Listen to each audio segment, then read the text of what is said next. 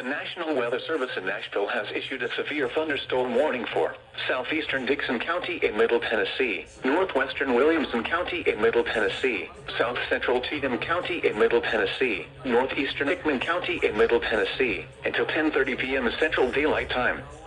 At 10:04 p.m. Central Daylight Time, a severe thunderstorm was located near Centerville, moving east at 50 miles per hour.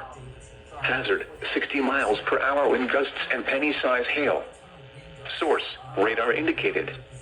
Impact, expects damage to roofs, siding, and trees. Locations impacted include Dixon, Centerville, Kingston Springs, Pegram, Burns, Fairview, Bon Aqua, Lyles, and Nunley.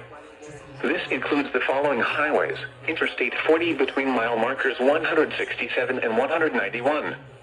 Interstate 840 between mile markers 1 and 16. For your protection, move to an interior room on the lowest floor of a building.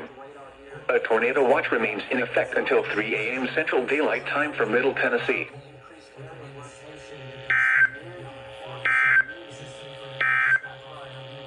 Wind at